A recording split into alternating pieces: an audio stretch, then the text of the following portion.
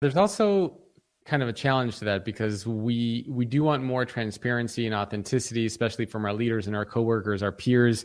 But at the same time, we also keep hearing about this cancel culture, right? So they're kind of two opposing forces. On the one hand, we want you to be open and authentic and transparent. But on the other hand, if you say something wrong or if we take something out of context, people are going to come for you with pitchforks. So it's a very delicate balance. And this is why I think now it's a very, very hard time to be a leader, because you're kind of split, right? People want that authenticity and transparency, but they want it in a way where you don't make any mistakes and everything that you say is correct. Otherwise, people will come for you. The topics and opinions expressed in the following show are solely those of the hosts and their guests and not those of W4CY Radio, its employees, or affiliates. We make no recommendations or endorsements for radio show programs, services, or products mentioned on air or on our web. No liability, explicit or implied, shall be extended to W4CY Radio or its employees or affiliates. Any questions or comments should be directed to those show hosts. Thank you for choosing W4CY Radio. Welcome back, everyone, to the Geeks, Geezers, and Googlization Show, the home of Googlization Nation, where we talk with HR and business thought leaders about the crazy shift going on in the world of business, technology, and HR. Here's your host, Ira Wolf.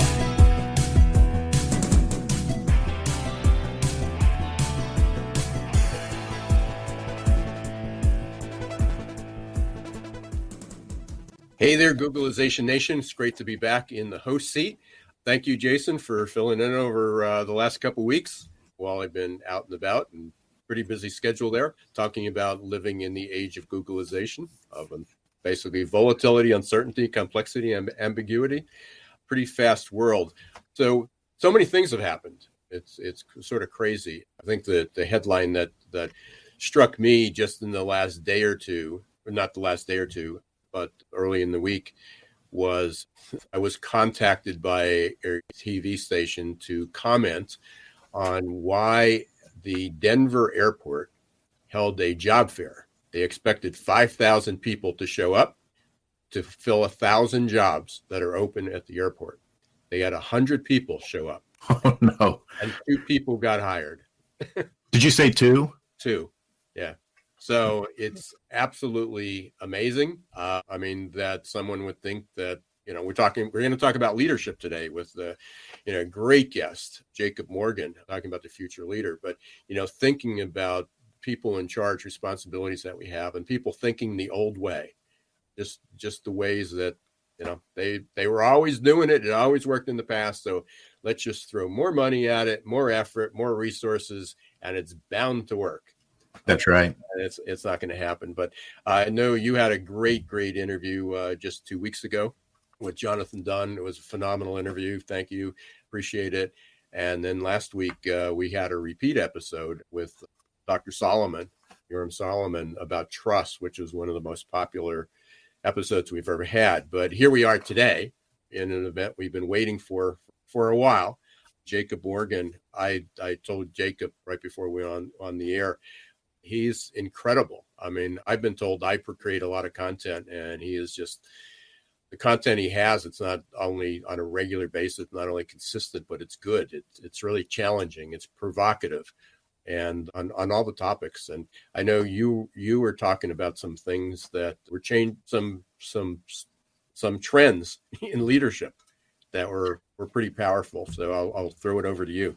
Yeah, absolutely. I can't wait to learn from Jacob today. His books have changed my life. And I don't, say that in the sense of, hyperbole, like it literally has. Like he was the first expert that really taught me through his books and his content about employee experience and how to approach that and how to support our clients at DoLead.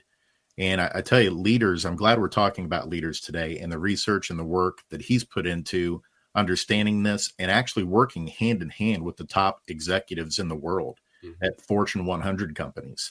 Because listen to these stats, Ira. I mean, this is absolutely startling right now. This is from Deloitte just a few months ago regarding senior leadership. 82% of senior leaders are reporting exhaustion to the levels of being symptomatic of burnout.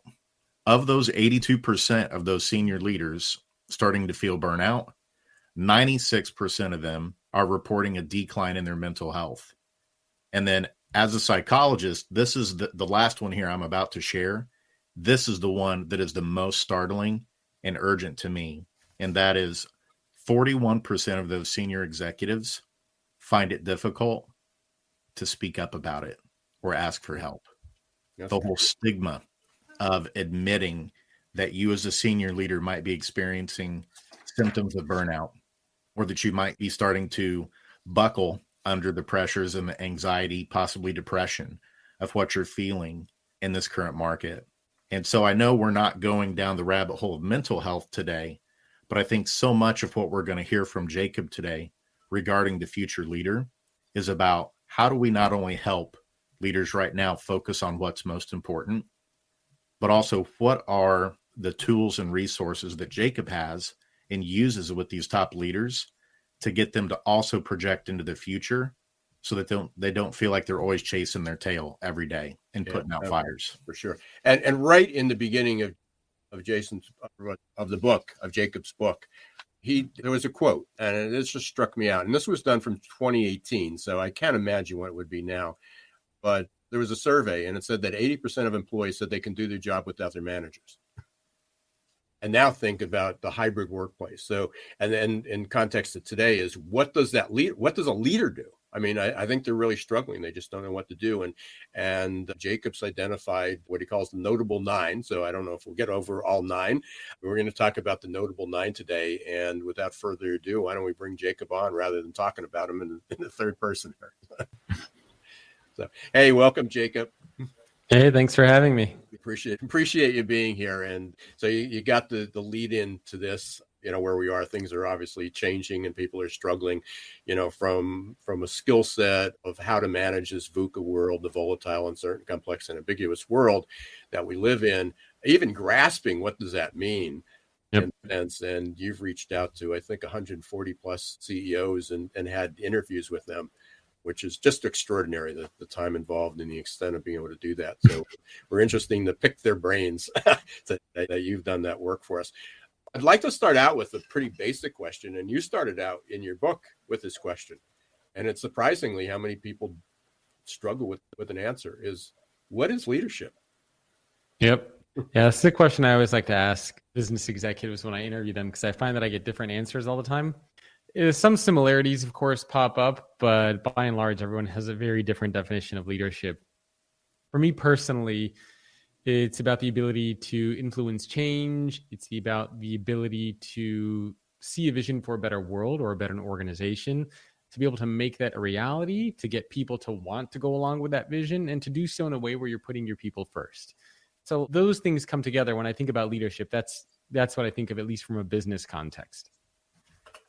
What has, over the last 2 years, I mean, it's been incredible. I mean, I've been writing, you've been talking about this for a while. I talked about the perfect labor storm, as early as 1999, wasn't any fixed date on it, but it was sometime in, 2 or 3 decades later, which is now. And then sort of overnight, March 2020, sort of like, yeah, here we are, we're standing here. And a lot of disruption. Was there anything significant that you saw change in I guess how people defined leadership, between February 2020 and March 2020? Well, it's hard to say if there was a difference in definition of leadership between that time period. I think it certainly helped accelerate some of the changes that we've been seeing. But I think if you were to look back throughout history and you ask people who's a great leader, they would typically point to somebody from a business context, somebody who's able to grow a business, generate financial returns. And I think more and more we're shifting away from just looking at leadership in terms of dollars and cents into thinking of leadership in terms of someone who is able to create a better world or to create a better organization. And sure, part of that could be dollars and cents and growing a great organization, but that's not like the singular focus. More and more, when I ask business executives to define leadership for me, they don't even bring up dollars and cents. They don't bring up making your company number one or, shareholder value. They talk about things like vision and putting people first and leaving the world better than when they first got here, creating a lasting legacy, helping unlock the potential of others. So more and more we're shifting away to purely dollars and cents. to really, I think, focusing on the human aspect of leadership, unlocking the potential of others. And again, the byproduct of that, when you do that, is the financial returns and the financial performance. But I think it starts with the people. And we're definitely seeing that shift, especially as a result of COVID, because now everybody's having to, we're having conversations through cameras, and we are required as leaders to be more empathetic, to be more human, because you're not just going to jump on a phone call or a video call now and say, hey, what about those sales figures? Like, you got to start these phone calls and start talking about, how are you? Are you safe? How is your family? It's also been interesting to see over the past few years, we've moved away from this conversation of purely focusing on AI and automation. Like, remember those conversations a couple of years ago? Everybody used to say, automation's coming for your job. Like, everyone's in trouble. You don't hear about that anymore. Instead, these conversations are being replaced by, how do we become more human? How do we connect with each other? How do we create trust and purpose and meaning and impact? So I think it's very palpable and tangible, this change that we're seeing to focusing on people and humans. You mentioned about the digital, and I recognized this last year. There was this like instant, from a leadership role, this instant vulnerability, this transparency, this authenticity. When a leader before, you can imagine, and we go back to February 2020, having a meeting and say, I can't come into work today, my child's sick. And they go, but that's your responsibility. You need to be there. You need to be here. We're paying you to be here. And if you were on a call and there was an interruption, a child came in, knocked on the door, there was a phone call, you had to answer, get your FedEx package. It was like, you need to focus. You need to be on this call. And all of a sudden, the CEO is saying, excuse me a minute. My grandchild's running up. Oh, my cat just jumped up on my desk. Oh, the phone's ringing. The repair guy's coming. I'll be right back. And really created an opportunity to take down that firewall between the production floors of the rest of the world and the C-suite. And hopefully that was one thing that many of us said, we hope that is sustained. Yeah, there's also kind of a challenge to that, because we do want more transparency and authenticity, especially from our leaders and our coworkers, our peers. But at the same time, we also keep hearing about this cancel culture, right? So they're kind of two opposing forces. On the one hand, we want you to be open and authentic and transparent. But on the other hand, if you say something wrong, or if we take something out of context, people are going to come for you with pitchforks. So it's a very delicate balance. And this is why I think now it's a very, very hard time to be a leader, because you're kind of split, right? People want that authenticity and transparency, but they want it in a way where you don't make any mistakes and everything that you say is correct. Otherwise, people will come for you. So as a leader, you can imagine you're sort of torn, right? Because you have things that you want to share. You want to be more authentic and transparent, but you're also scared that if you say something and you make a mistake, they could end your career and your job. And there are a lot of examples of this. The one that I keep coming back to, I don't know if you guys heard about this story. It was a VP at Google. Did you guys hear about this story, by the way? I'm not sure. Yeah. Could you reference it real quick, Jacob? I know Google has made the news here quite a bit in the last few months for several different reasons. Yeah, so it was interesting. I think he was the VP of engineering at Google. I can't remember exactly what his name is, but he shared this very, very personal story of how he grew up anti-Semitic when he was younger. And this is just what he was taught. This is the culture that he was brought up in. This is the environment that he was a part of. And he grew up just believing this, like this was instilled in him. And he wrote this whole article on LinkedIn basically talking about how he learned why this is so bad, why this is not the right way to live, and why it's so important to practice love and acceptance and kindness and compassion. And he was so authentic and so transparent just about everything. And he ended up getting fired from the company for sharing this. Now, I don't know, like the inner workings behind the scenes, obviously at Google, but at least from the facade, a lot of people were saying, why is this person getting fired? He shared this very open and honest and transparent thing. And if you look at the comments on LinkedIn, you get people who are saying, wow, this is amazing that you came forward and you were so courageous, kind of admitting where you came from. And then you also have other people on there who are like, shame on you, you racist. Like, people are coming after him. And again, he was an executive at Google. And this is, I think, a good example of the tough balance that we're faced with. Can you come forward and admit your mistakes, regardless of how small or large they are? But at the same time, deal with or be scared of a potential backlash that might come after you. And it's tough. A lot of leaders they don't know what to do because it could be career ending. That's a great point, Jacob. Are there any particular executives you've spoken with or that you know that you think are a model example for how to toe that line? Yeah, one of the most recent ones that I talked to is the CEO of Newell Brands, and they're the company that have, they own Sharpie, and his name is Ravi Saligram. So Newell Brands, a huge company. I think they have 30,000 employees or so around the world. Rubbermaid, Coleman, Sharpie, those are some of the brands that they have. And I was asking him this question too. And I said, how do you balance this? And we had a conversation about that. And I think we decided we didn't have like a definite answer, but we talked about this and agreed that there are kind of like three pillars to this. Number one is from an organizational perspective, whether it is an official policy or a statement or something that HR puts together, but the organization needs to say that collectively, we understand that there is need for transparency and authenticity. And we believe in that. And we want our leaders to be authentic and transparent. But at the same time, we want to create an organization that is safe. And we want to acknowledge that people will make mistakes and that we're all human. And that if somebody does make a mistake, we are not going to create an environment where we just come after people and with pitchforks and just, wanting to tear them down. That's not the kind of an organization that we want to be a part of. So basically creating some sort of a statement that says we want that authenticity and transparency, but we acknowledge and understand that we're all human beings and we don't want to create an environment where we come after each other and try to hurt each other. So that's the first pillar. Second pillar is a leader, what do you do? As a leader, you communicate that to your employees and say, look, I understand that there's a need for transparency and authenticity, and I want to share that with you. But I also want you as an employee or as a team to understand that I'm human and I will probably make mistakes. And it's not because I'm doing it to offend you.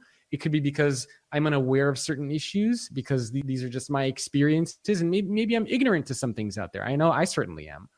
And just cut me some slack, right? Give me a break. If you see that I'm saying something, or if I'm doing something that maybe doesn't rub you the right way, like come talk to me about it first before you just come after me. And if we can agree that we'll have that open dialogue and communication, I'm happy to be authentic and transparent with you. Just let's be human about it.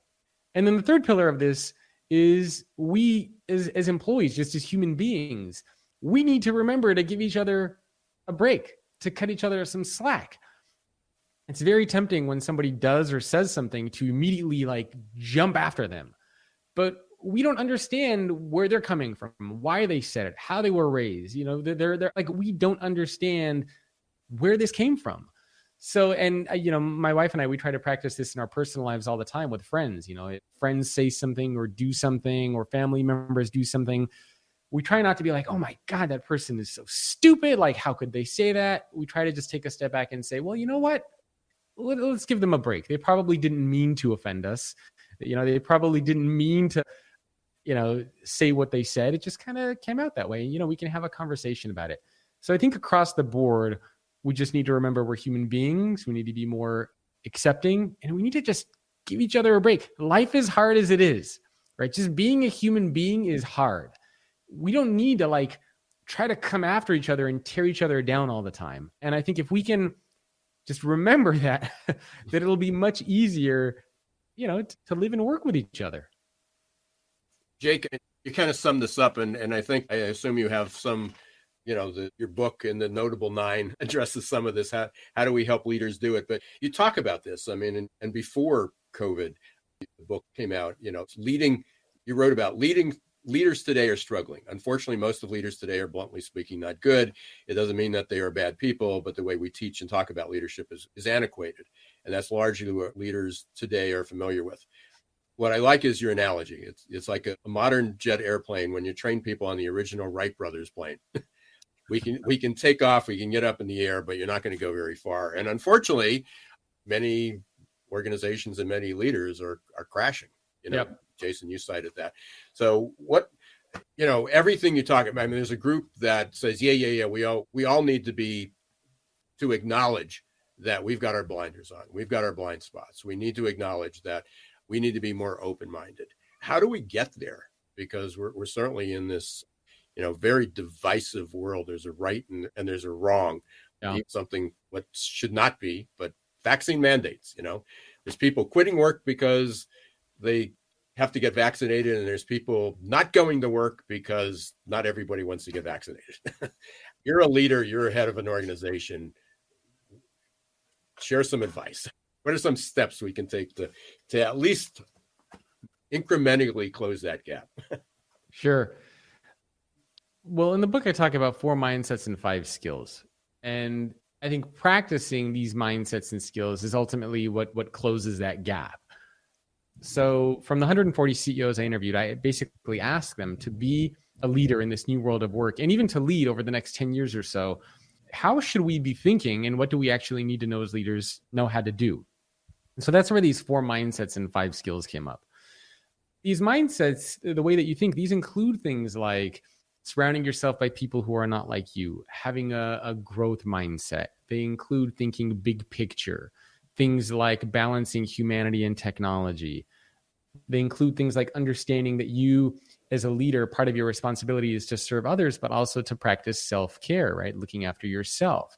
They include things like agility and being nimble, ways of thinking. And then the skills include things like knowing how to make other people more successful than you, how to be a great listener and communicator, which is actually tough in this new world that we're all a part of. How to practice emotional intelligence, specifically empathy and self-awareness. How to think in terms of scenarios and possibilities. How to embrace different technologies that are out there. I think in conjunction, when we can start to embrace these ways of thinking and start as leaders to practice these skills, we will inherently close that gap. We will find that we are leaders who people want to work with and for, that we will create organizations where people actually want, not where they need to show up to work each day. So there's not like one thing, there's not one mindset in one particular skill. I think what these CEOs identified is that there are 9 things in total. But the simple way is to start. And oftentimes people get overwhelmed when they think about change and transformation. And I always use the quote that somebody shared with me many years ago, and I can't even remember who it was. And they said, nobody likes the journey to Disneyland, but everybody likes Disneyland when they actually get there.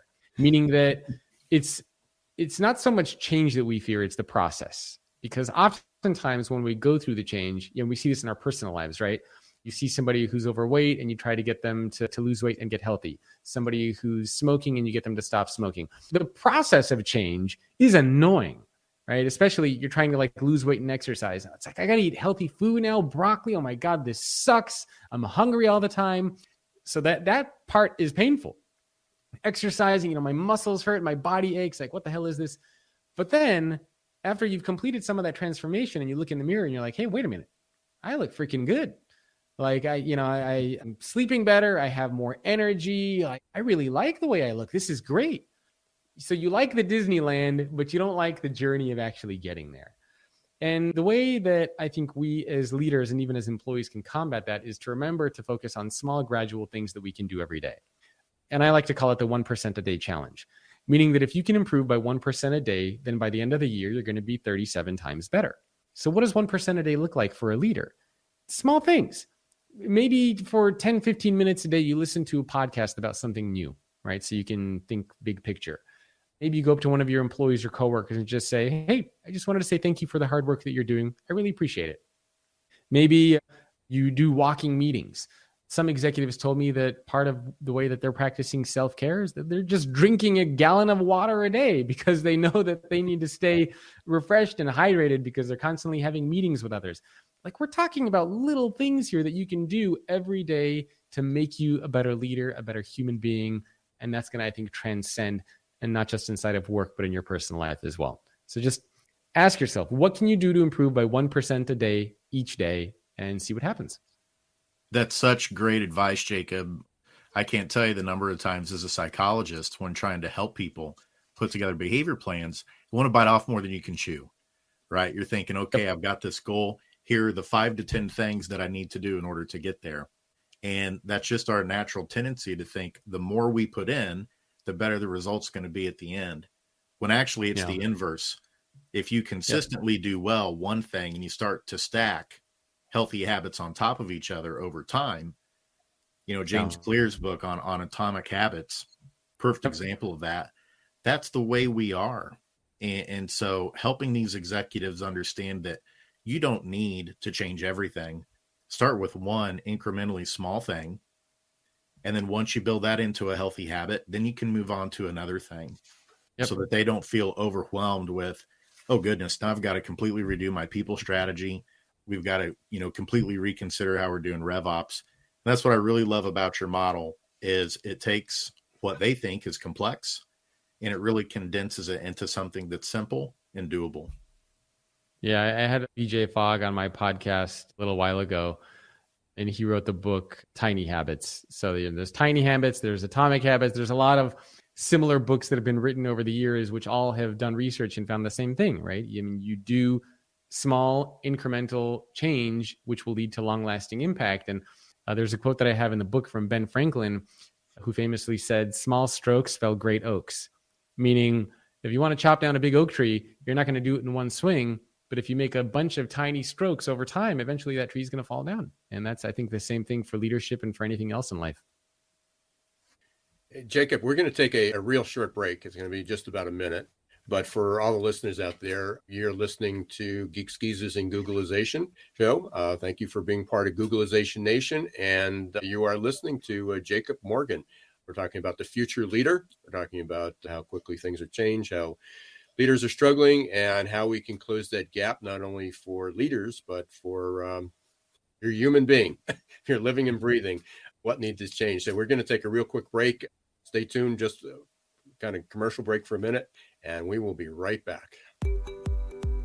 Change doesn't pick favorites. No matter who you are or where you live, the year 2020 was filled with one unexpected challenge after another.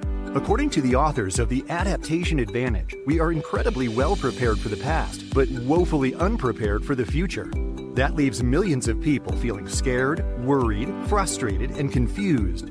Whether you're the owner of a business or a worker out of a job, adaptability is now an essential skill you need to ride the next wave of normal.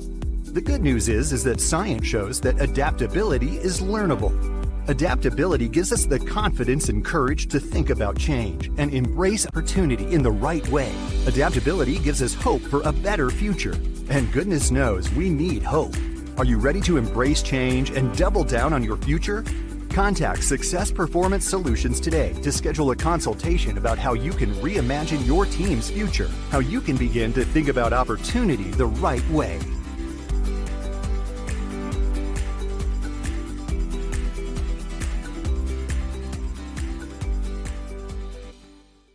Hey, welcome back, everybody, to Geeks Geezers and Googlization. Jacob, I changed my commercial today. That I dusted that off. I had that because I know in your book, your final statement was that you have the notable 9, and you said if you wanted to add one to the list, it was hope. Yep. And I said, all right, I got to get this in. I mean, and because Jason knows, 75% of every day, I'm talking about adaptability, how we need to help people. And it's not only at the leadership level, it's not only helping people become more open-minded, be more comfortable with change, unlearning their old behaviors, doing that one step at a time. If you're a human being on this planet, then you're going to have to learn how to adapt, going forward. And what that does is it helps people become more hopeful. If people are more confident, if they feel that they have that skill, that ability to, there's going to be a lot of stuff thrown at us to go forward and be hope. In talking to all these leaders, I mean, there's so much divisiveness, so much bad news, we can't even get an infrastructure bill. I mean, all this stuff that goes through that say, this makes sense. We all agree we need to do it, but we're not going to do it because we don't like it and we're not going to give you the credit.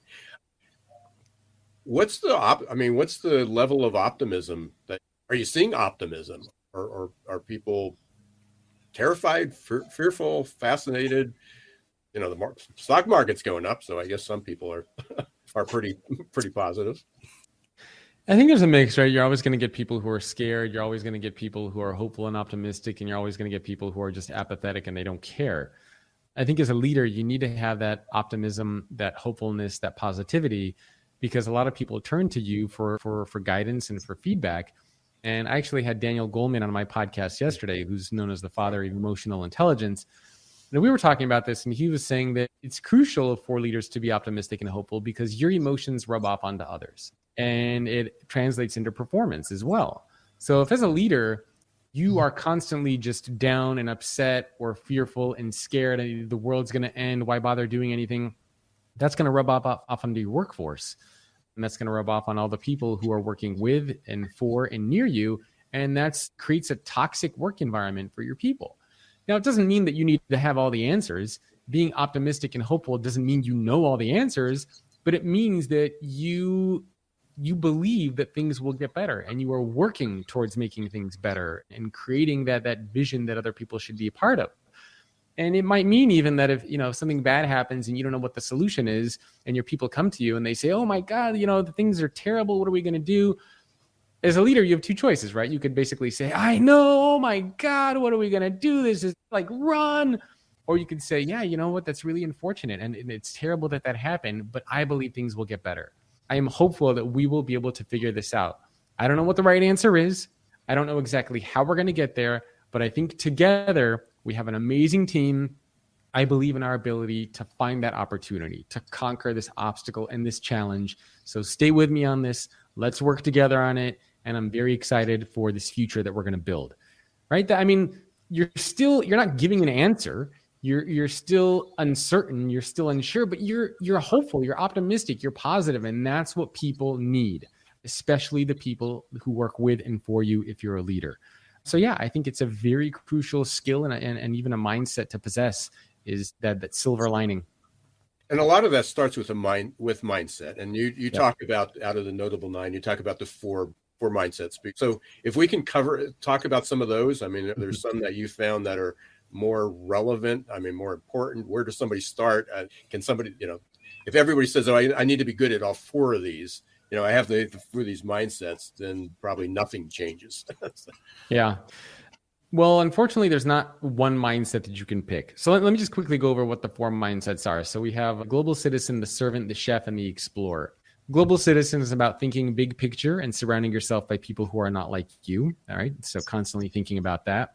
Next, we have the servant mindset, which is about humility and vulnerability, and also understanding that there are 4 groups that you serve. Your leaders, if you have them, your customers, your team, and yourself, practicing self-care, not selfish care. The next mindset we have is the mindset of the chef, which is about balancing humanity and technology. And then the last mindset we have is the mindset of the explorer.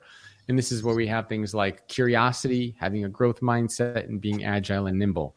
So you need to possess all of these things. You can imagine, for example, if you only have one of them, you're still not going to be a great leader. For example, if you have that mindset of just balancing humanity and technology, but you're not good at thinking big picture or believing that you need to surround yourself by people who are not like you, you're still going to have a challenge.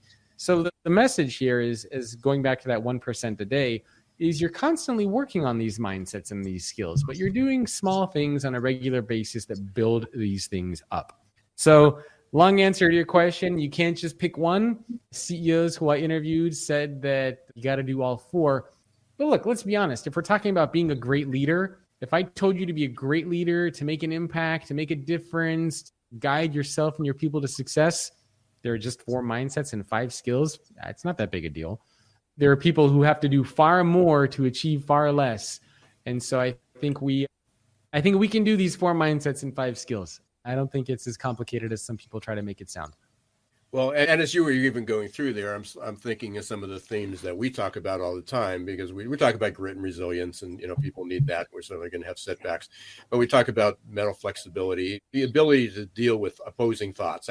How do we? But that requires us to be open-minded, be able to listen to you and someone else and say, no, Jacob's wrong. No. You're not going to say it, they're wrong. You're going to say, hey, let me hear their side of the story.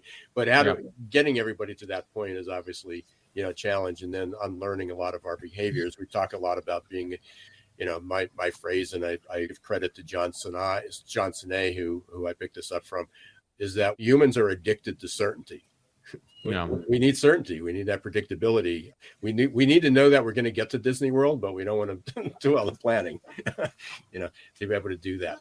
Jason, I know I'm hogging the show here, but I know you had a couple other questions you wanted to ask Jacob. Yeah. So obviously the first thing that our listeners need to do is they need to reach out to Jacob because they need Jacob's help and support. The second thing they need to do is they need to buy his book, The Future Leader. Those are the first two things they do. But number three, Jacob, to our listeners who are business executives today who might be feeling overwhelmed, yes, they need to do all of the things in the Notable 9 that they're going to learn about from your keynote speeches and from your book. If they're wondering, where do I start today? So I'm listening to Jacob today. He's speaking to me. What's something that I can take away that I can start doing today or tomorrow? What do you think would be that one thing you'd recommend that they start with? Probably the 1%. There are a couple action items that I talk about in the book, for example, which is taking a step back and defining leadership and what it means to be a leader. I talk about things like avoiding having a typical day where every day feels like the day before, because that's, I think, where a lot of disengagement comes from. You get into this routine and everything is copy and paste, cookie cutter. It doesn't mean you need to create chaos in your life, but, talking to different people, participating in different meetings, trying to get involved with different projects, constantly trying to just avoid every day being an exact carbon copy of the day before. But I think the simplest thing is improve by 1% a day. So the mindsets and the skills. So just ask yourself on a daily basis, like, what can I do to practice 1% a day today? What can I do? What's something small? Whether it's recognizing a coworker or a peer, whether it's exercising or eating a salad for dinner to practice that self-care, getting enough sleep, whether it's sitting in a meeting that you usually wouldn't sit in, or just asking some questions, right? Little things that you can start doing, but make sure that you do them constantly. So the easiest thing that I would do is just mentally ask yourself, what's going to be my 1% for the day? And every time you show up to work, whether it's in person or virtual, just ask yourself, what's my 1% a day, and build off of that. Seems pretty simple, because I wish I had 2 days that were similar. I wish I had 2 hours recently that were, similar and predictable that I can move from. Jacob, where do you see, what do you see for 2020? We're almost in 2022. Hard to believe. I mean, somewhere 2020 was a blur and 2021 was a bigger blur. Where do you see leadership in 2022? What's kind of your vision for that? Obviously, the future leader, you've described that, but what's off the top of your head? What do you see happening in 2022? I think building off of more of what we're seeing this year. So, I definitely think the leadership transformation has begun, and we're starting to see a lot of conversations about that, and we did last year. So my hope is that for 2022, we will even push farther into that. We have the great resignation that everybody's talking about, which I actually think is necessary. It's a good thing, because we, for a long time as organizations, have taken advantage of the people who work there. We assume we can treat them however we want, pay them whatever we want. We don't need to care about their learning, their growth, development. And you know what? They're going to show up every single day because they have bills to pay and they need to be here. And we're starting to see this big shift from creating a place where people need to work there to creating a place where people actually want to be there. And that, to me, is what the Great Resignation is all about. It's people saying, we want to work for leaders who care about us. We want to be a part of organizations who believe in putting people first, who pay us fairly, who care about the employee experience and learning and growth and meaning and purpose and impact and all these human things that we value. And until you build and create that kind of an organization, we don't want to be there. And so finally, we're having to become these types of organizations. And so for next year, my hope is that we will continue building these types of organizations. We'll see more of them. The Great Resignation will turn into the great opportunity for the smart companies that are out there, and we'll continue this shift and transformation. I mean, without breaking any confidentiality or putting you on the spot, are there any organizations that we should keep an eye on, or any leaders that you could suggest? I mean, obviously you have 140 some to choose from, but was there anything that stands out? Because we certainly have our long list of companies that we're trying to avoid right now. We won't mention it, but one starts with an F. So I think there are a couple CEOs that I admire who are doing some interesting things. Satya Nadella at Microsoft, I think, has done a great job of trying to create a human in an organization. Hubert Joly is actually the former CEO of Best Buy, but I think he did a fantastic job when he transformed the organization by putting people first. Bob Chapman, who's the CEO of Barry Waymiller, 12,000 person manufacturing company. I think they're doing fascinating things. Sebastian Bazin, who's the CEO of Accor Hotels, hundreds of thousands of employees around the world. I think they're doing some fascinating things. before he passed away, unfortunately, the CEO of Kaiser, Bernard Tyson, I thought was, an extraordinary leader who really believed in leadership. And he gave me this quote where he basically said, leaders can't assume they live in this little bread box. They have to understand that part of their role and responsibility is to create a better world and to shape society. And I really love that message. So those are some of the leaders that immediately come to mind that I spoke with. Cheryl Palmer at Taylor Morrison, I think was a fantastic leader, is a fantastic CEO still. So there are a few of them out there that I was very, very inspired by. And they must be, after interviewing that many people, to have them rise to the top of the list. So that's, you're remembering them all. But putting you on the spot, I really appreciate that. And I admire that in you. We are approaching the end of Geeks, Geezers, and Googlization this episode. We can talk to you for a long, long time. So much more to cover. Anything, Jason, any question, anything I missed that you wanted to make sure we cover? I just wanted to share with listeners too, one of my favorite quotes from your book, Jacob. You talk about purpose and meaning. And that's a big part of my calling in life in terms of what I have landed on. That's why I'm here, is to help with those things too. And there was a quote from your book, The Future Leader, that I just blew me away. And I'm going to read it directly so that I don't mess it up here. Purpose and meaning should not be a privilege at work. It should be a right for any employee at any level. And I know we've talked a lot about leaders today in particular, but I think what you alluded to just a few minutes ago is, for too long, the work environment was something that was comfortable for the leadership, for the owners, but it wasn't comfortable for the employees. And I can't help but wonder if part of the struggle right now is because employees are starting to stand up and say, this is about us. Like, servant leadership is about being empathic and thinking about what the work experience, the culture that you've created, impacts us and our families first. And then when you take care of us, we're able to take care of the stakeholders, the customers, the vendors, the partners. And so when you touched on that, I mean, that just really sparked something within me, because that's where my fire and passion comes from, is that meaning and purpose are things that we often throw around. But I think we have so few organizations still yet that have really settled on that and been able to offer that to their employees. And it's got to start with the leaders first. And your model helps them do that in a beautiful way. Well, I appreciate that. Thank you very much. Jacob, it's been a pleasure. Really appreciate you taking some time. I know you got a crazy busy schedule. If not speaking to other people, writing new content or creating new content. So I appreciate you being on the air. What's the best way for people to get a hold of you? Well, there are a few. Actually, I can give my email. My email is jacob@thefutureorganization for people who want to get in touch with me.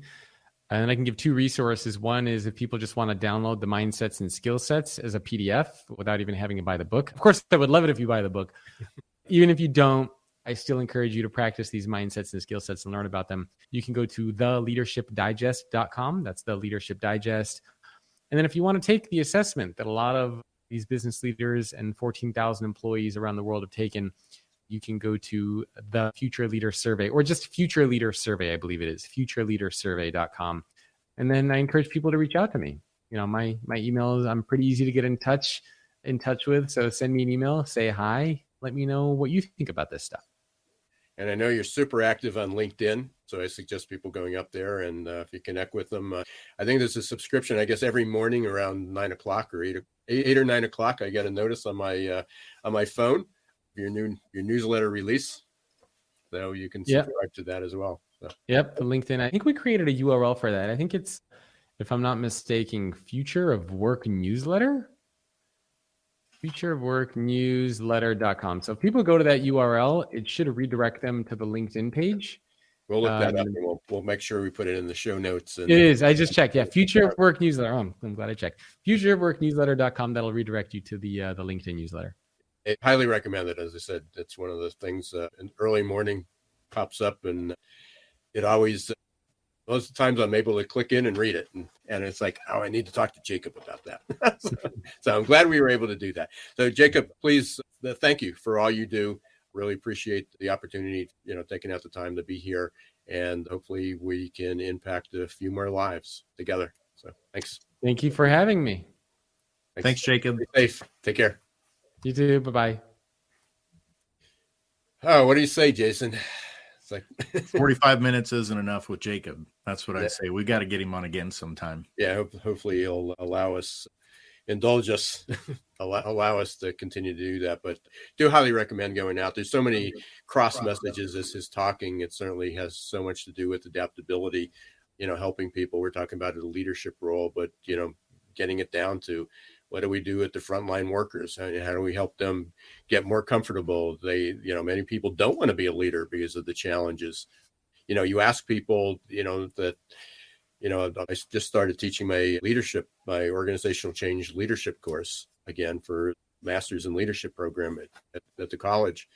And, there's people that are there that all want to aspire to be better at what they do. Yet there's a crazy amount when they say I'm teaching leadership, they go, oh, I can never do that.